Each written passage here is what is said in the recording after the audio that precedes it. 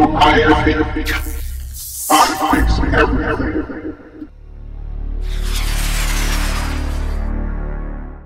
Today's project is part 3 of the Lincoln Towncar engine swap. Part 1 was the removal of the blown engine. The engine had ingested water and snapped the number 1 connecting rod and ruptured the engine block. Part 2 was the long block rebuild. It was purchased from the salvage yard, and then the fun began. The valve covers and oil pan were removed, the timing chain was replaced along with the gaskets and several accessories such as the water pump. With the engine nearing completion, I began to formulate a plan for the reinstallation. The Lincoln with its contoured firewall leaves very little access to the bell housing bolts. The removal process was quite challenging. I expected the installation would be far worse. I weighed my options carefully and decided to remove the transmission so I could drain the fluid, change the filter, and install the engine and transmission as a power plant. Because the bell housing bolts were removed with the engine, I did not retrace my steps. If you need to see that section, refer to my 1998 Lincoln Towncar engine swap. My first step was the easiest. I slid the torque converter free from the transmission and set it aside to drain. The next step was to grab a set of flare nut tubing wrenches and remove the transmission cooling lines. These are the recommended tool for disconnecting high torque fluid coupling nuts. If you haven't seen my brake line videos, be sure to use 2 wrenches. One is called a backer wrench. It prevents the line from being twisted and damaged. The transmission dipstick is a press fit. Rotate it back and forth as you apply upward pressure and it will pull free. Disconnect the oxygen sensor from the blue plug on the transmission wiring harness and tuck it out of the way. If you are removing the transmission separately from the engine, disconnect the wiring harness near the bell housing. This is the driver's side of the transmission. Notice the shift indicator and the blue oxygen sensor connector. I disconnected the shift linkage next.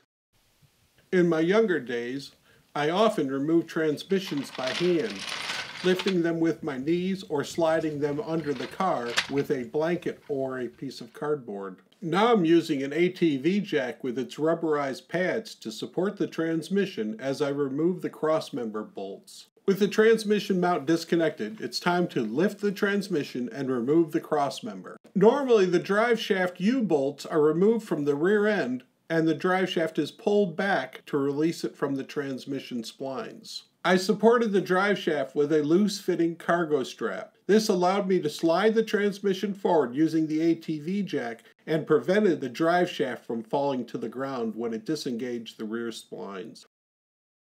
With the engine complete and the transmission removed, I decided it was time to remove the engine from the engine stand. The engine stand was empty and I needed a place for the transmission to hang out while I worked on it. So I built a dual articulated transmission mount for my engine stand that allowed the transmission to be rotated about both axes.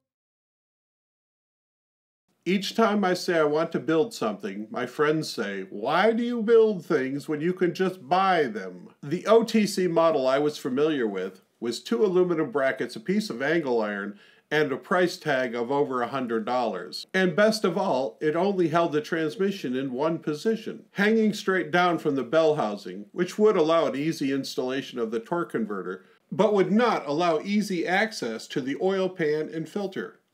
If you wanted to duplicate the original, all you need is a piece of angle iron, a few bolts, and the original engine mount swing arms. If you'd like to build a fully functional multi-axis transmission mount, stay tuned. The first stage of the design process was to support the transmission as though it was an engine being mounted on the engine stand. I built my first mock-up using all thread, the engine swing arms, a series of 4 angle iron brackets, and some clamps. This allowed me to test the fit and even test the rotation using the engine crane as my support. With the mock-up complete, I began the process of fabricating the brackets. To ensure the axle was bored in the center of both angle brackets, I clamped them back to back and then clamped the lower one in the vise at 90 degrees. I drilled the hole in both at once. The magnet snatches the chips away from the drill bit. This allows the bit to cut more efficiently and stay cooler and stay sharper longer. It also prevents a mess. There's no need to have an air gun blowing the chips around the shop. I wrap the magnet with a paper towel. Now I suspend it over the scrap metal bin, remove the paper towel, and the chips fall into the bucket. The brackets on the left-hand side with the large holes in the corner attach it to the engine mount. The right-hand brackets with the large hole in the center act as the pivot point for the axle. These brackets were recycled from a trellis I tore down many years ago, and the small holes were used for that application. The left-hand brackets are being installed on the engine stand faceplate aligned with the corners, and I'm using the original bolt hole. I'm installing the swivel brackets with the axle and spreader. The spreader supports the two stationary brackets. As the bolt is tightened, it locks the two swiveling brackets in place. The swing arms are attached to the swivel brackets using the slotted adjustable holes. You could attach the long arms or the short ones to the swivel brackets. My recommendation when attaching the two swivel arms together is to attach the post end to the slotted end. The post can be facing up or down. That will change the elevation of the transmission to your liking. The swing arms allow a wide range of adjustment and can be used for many applications. This photo shows one of my earliest configurations using just two swing arms. This one has the same capacity as the factory-built models. One drawback to this configuration is the oil pan was face out. I found when I pivoted the transmission, the oil pan was much too high. This is my second configuration. Notice the oil pan is facing the support column of the engine stand.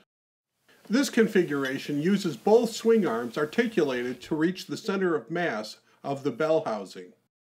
To allow work on the valve body, the transmission was rotated 180 degrees. Then I grabbed the tail shaft and lowered the transmission down until the bell housing rested against the center support of the engine stand. This configuration is very strong, stable, and very comfortable to work with. My shop lighting seemed fine until I added a gooseneck light to my transmission stand.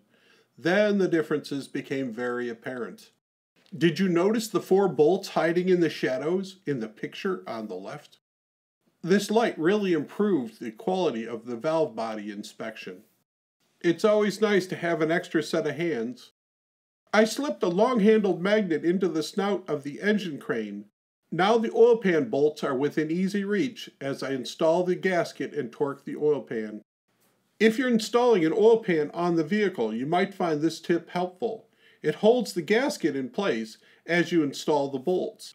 Align the gasket to the oil pan and insert some bolts around the perimeter and hold them in place with hairpins. Raise the pan into position, align the bolts with the holes, and hold it firmly in place as you start bolts in the other vacant holes.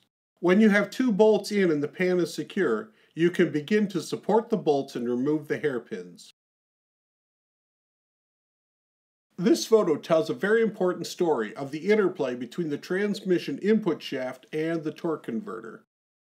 Notice the transmission contains 2 independent concentric spline shafts that must be engaged by the torque converter for it to function properly. It's not at all uncommon for an inexperienced person to install the torque converter and engage the first spline shaft and fail to engage the second spline shaft. Failure to engage the second spline shaft can lead to failure of the transmission or the torque converter, or both.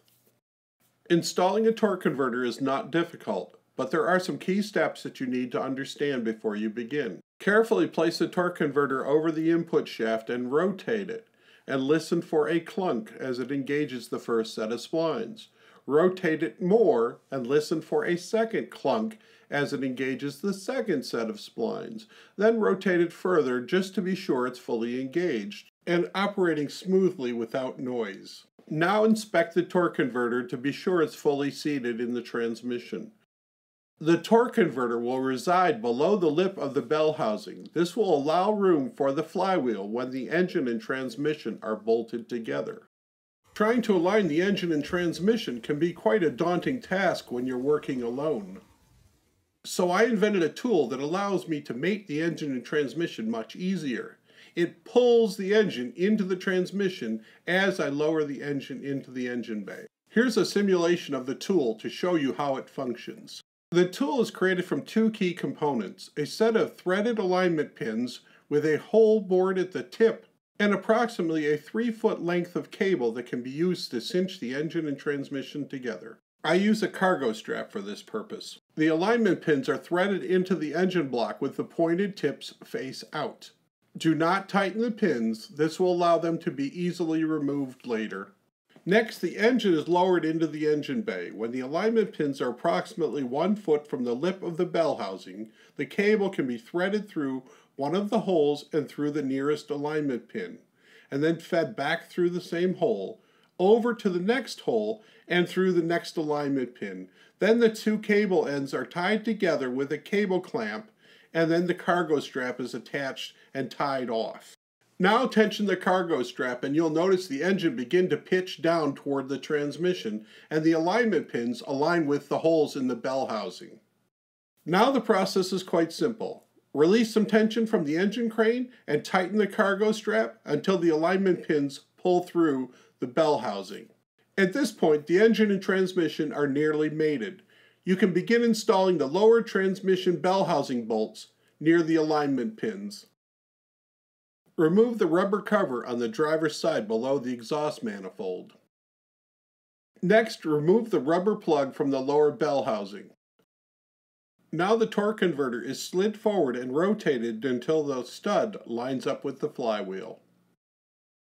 Install the first nut on the flywheel and then rotate the engine to align and install the second.